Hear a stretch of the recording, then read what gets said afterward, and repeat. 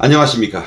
박상규의 직설 4월 6일 일요일 방송 시작하겠습니다. 법적으로 정해진 대선이 58일 앞으로 다가왔습니다. 아직 공표는 안 됐지만 다음 주 화요일 국무회의에서 한덕수 대행이 이 날짜를 6월 3일로 공고할 것으로 보입니다. 윤석열 대통령의 퇴진 이후에 실시된 첫 여론조사에서는 여권의 경우 김문수 노동부 장관이 18.6%로 1위, 유승민 전 의원이 14.4%로 2위, 한동훈 전 대표가 10.3%로 3위였습니다. 두 자릿수 지지율을 넘은 이 세 후보가 대략 3강 구도를 형성하고 있는 것으로 보입니다. 이어서 홍준표 대구시장이 9.1%, 안철수 의원이 6.2%, 오세훈 서울시장이 5.8%였습니다. 홍 시장이 두 자릿수 지지율로 4강에 있다 혹은 3등이다라는 여론조사 결과도 있기 때문에 그렇게 보는 것, 4강 구도라고 지금 일단 보는 것이 맞는 것 같습니다. 그 조사는 MBN이 매일경제와 실시한 건데 제가 메인으로 다루지는 않았습니다. 그것은 5일간 실시됐다고 하는데요. 자, 오세훈 시장이 의외로 이 가장 낮은 순위를 기록한 것은 최근에 토지거래 허가구역 철회 논란에 대해서 실망감이 좀 많았고, 그로 인해서 정책 집행력에 의구심을 나타낸 유권자가 좀 많았다는 그런 전문가들의 지적이 있군요. 여론조사 기관인 리서치 뷰가 4월 4일 하루 동안 전국 18세 이상 국민 1000명을 대상으로 실시한 ARS 휴대전화 여론조사 결과인데요. 신뢰 수준 플러스 마이너스 3.1%포인트, 응답률은 3.8%였습니다. MBN과 그 매일경제 조사에서는 양자 대결을 해서 모두 이재명이 50%를 넘는다고 했는데 조사 방식이 좀 복잡해서 저는 별로 신뢰하지 않고 있는 그런 결과였습니다. 순서, 여권 후보들의 순서는 김문수 그리고 유승민, 그 조사에서는 이제 홍준표, 이 조사에서는 한동훈, 이렇게 3, 4위를 한 것이라는 점은 말씀드리겠습니다. 물론 이 조사는요, 전 국민을 대상으로 한 것이기 때문에 국민의힘의 현재의 룰대로 실시될 여론조사, 이 경선에서는, 내부 경선에서는 전혀 다른 결과가 나올 가능성이 있습니다. 물론 그 룰을 그대로 갈 것이냐, 오늘도 간부회의, 의총이 잇따라 열렸는데 현재의 지도부를 그대로 유지하면서 간다, 이런 방침을 일단 정했다는 좀 실망스러운 얘기가 나왔어요. 대대적인 좀 이 경선 규칙의 개정 문제도 좀 논의해야 하고 외부와의 그 열린 경선 문제도 좀 논의해야 하는데, 이런 문제를 오늘 일요일 의총과 간부회의에서는 논의하지 않은 것으로 알려지고 있습니다. 하루빨리 그 부분을 논의해서 문호를 더 개방해야 되지 않을까, 저는 그런 생각을 갖고 있습니다. 이 내부 경선이 기존 룰대로 치러지면 당원과 여론조사를 50%씩 반영하게 됩니다. 그 경우에는 유승민 전 의원 그리고 한동훈 전 대표가 그대로 상위권 2, 3위 혹은 4위를 유지할 수 있을지 좀 의문시 됩니다. 그 경우에는 오세훈 전 시장에 좀 약진이 있을 수 있다, 이런 점까지를 감안해서 봐야 할 것 같습니다. 두 조사의 공통점은 일단 현재의 다자대결 구도에서는요, 김문수 장관이 선두를 달리고 있다는 점입니다. 그래서 유승민 전 의원, 한동훈 전 대표 측에서는 이 완전 국민 경선과 당 외부의 우파 후보, 시민 후보 등에게도 문호를 활짝 여는 범보수 통합 후보, 이른바 보수 대통합 단일 후보론을 주장할 가능성이 높습니다. 또 실제 지금 거의 후보를 굳힌 민주당의 이재명에게 맞서기 위해서는 보수가 중도층에도 확장력을 가진 후보로 단일 후보를 내야 하지 않겠느냐. 물론 공정한 룰과 모든 후보가 받아들일 수 있는 룰 규칙의 개정이 있어야겠지요. 리서치뷰의 민주당 후보 조사 결과 예상한 대로 나왔습니다. 이재명이 48.9%로 압도적 1위를 했고요. 김부겸 전 국무총리가 8.1, 김동연 경기지사가 7.5였습니다.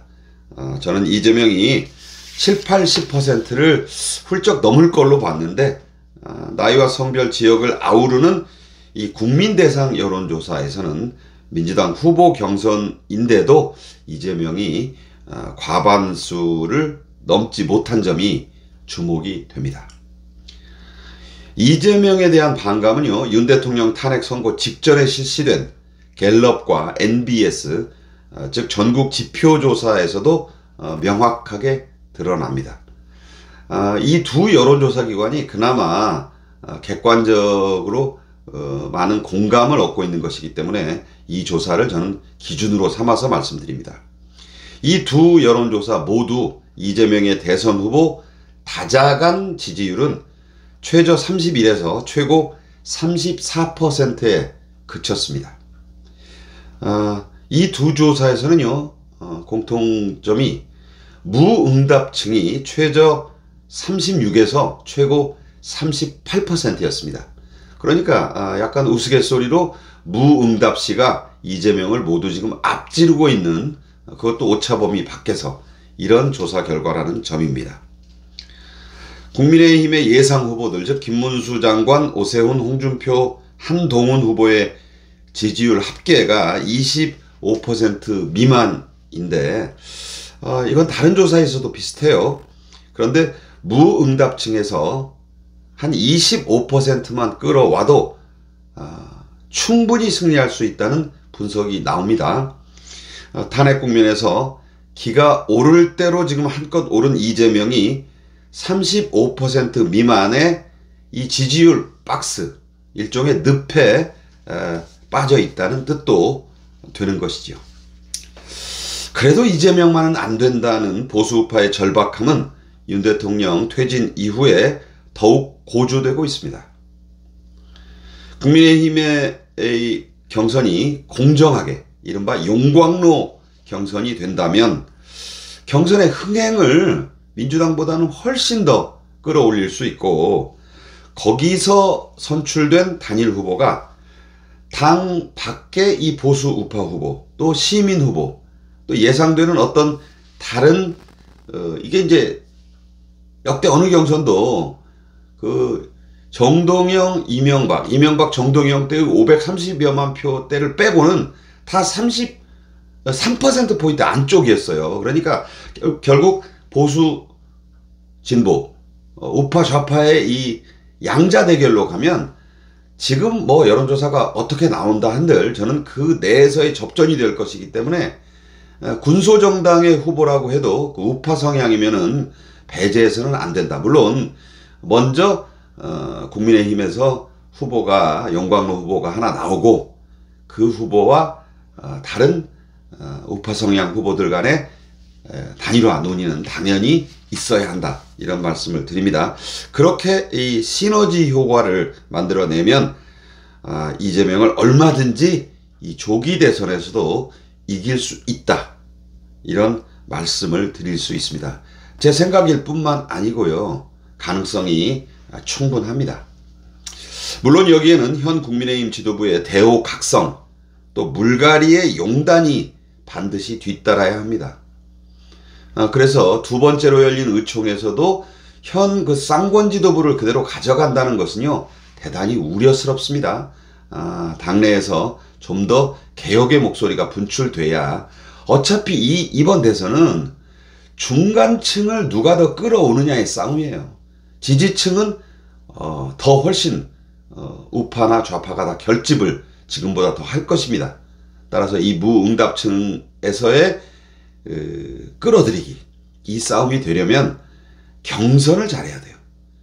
어떤 후보도 반발하지 않고 그 경선 룰에 승복해서 경선을 다 함께 치러내는 그것이 중요하다, 이런 말씀을 드립니다. 그래서 이 경선도 좀 공명정대하게 관리할 수 있으려면 명망 있고 중립적인 인물, 저는 가급적 당 밖에서 이런 인물이 선대위원장으로 와야 되지 않나, 그렇게 생각을 합니다. 그리고 이번 탄핵 과정에서 애를 많이 쓴 이 중진 의원들, 뭐 나경원 의원도 그렇고 김기현 의원도 그렇고, 오늘 보니까 무슨 자기도 대선에 나갈지 고민을 한다고 하는데, 제발 그렇게 하시지 말고 민주당과 선관위의 이 부정선거 가능성을 차단하는데 더 주력을 해주길 저는 부탁 말씀을 좀 드리고 싶습니다. 후보들을 뒤에서 지원하는 역할에 이 중진들이 좀 총력을 기울여야 할 때다. 지금 뭐 백가쟁명으로 나온다고 지금 능사가 아니다. 지금 후보가 10명이 여권에서는 넘어요. 이거 별로 좋은 거 아닙니다. 여러 구독자분들께서도 후보를 아무리 잘 내면 뭐 하느냐, 사전선거와 투개표의 부정 가능성을 원천 차단하지 못하면 아무 소용이 없다는 말씀을 너무 많이 해 주십니다. 저도 100% 공감하는 대목입니다. 물론 국회를 장악한 이 이재명 민주당이 자신들에게 유리하게 되어 있는 지금의 선거 법률 규칙을 고치는데 선뜻 동의할 리가 만무하죠. 사전선거를 없애지는 못해도 날짜를 하루로 줄이거나 전면 수개표 실시를 의무화하는 등의 노력을 지금의 국민의힘 지도부나 중진들이 전면 투쟁을 통해서라도 얻어내야 합니다. 의석수가 모자라면 결기 있는 투쟁을 좀 전개해야 한다. 그 역할에 좀 충실하고 후보들의 공정한 경선을 관리할 선대위원장 같은 분은 좀 중도도 고개를 끄덕일 만한 외부 인사를 모셔오는 게 어떠냐, 이런 생각을 다시 한번 하게 됩니다. 저는. 자, 리서치뷰의 여론조사에서는 헌재의 윤 대통령 파면 결정을 수용하지 못한다는 응답이 44.8% 나왔습니다. 선거 전과 비슷하거나 오히려 상승한 것인데요. 국민의힘 후보들은 이 조사 결과에 주목해야 합니다. 무조건 윤 대통령을 뭐 제명해달라거나 탈당을 요구한다 하는 것이 오히려 경선에서는 불리할 수 있다. 이 점을 좀 알아야 될 것이고요. 그래서 윤 대통령과의 차별화, 극복을 너무 앞세우면 호된 역풍을 맞을 수 있다는 생각이 강하게 듭니다.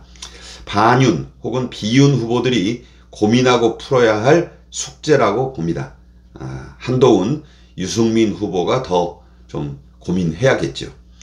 윤 전 대통령이 대선 과정에 개입하지 말아야 한다는 68.6%, 개입해야 한다는 여론은 20.6%였습니다. 친윤계 후보들, 특히 선두를 달리는 김문수 장관이나 홍준표, 오세훈 시장도 이 대목의 여론은 좀 염두에 두고 잘 대처해 나가야 할 것입니다. 무조건 윤 대통령 극복만이 능사도 아니지만 또 윤 대통령을 선거의 어떤 어떤 동력으로 삼는 것도 중도층 확장에는 도움이 되지 않을 수 있다. 잘 이런 면밀한 전략을 짜야 한다. 저는 그렇게 생각합니다. 저는 우리 보수 우파에게 열려있는 이 승리의 길이요, 결코 좁거나 작다고 보질 않습니다. 분열과 갈등을 어떻게 용광로 경선으로 잘 녹여내서 승리의 칼을 벼려내느냐에 승리의 열쇠가 있습니다. 그 성패는 보수 우파의 단합과 성원, 투쟁력에 달려 있습니다. 저는 내일부터 매주 월요일 오전 9시 20분에 1시간 정도 펜앤마이크 생방송에 고정 출연하기로 했습니다. 많은 성원과 질책을 부탁드리면서 박상규의 직설 오늘 순서는 여기서 마치겠습니다. 감사합니다.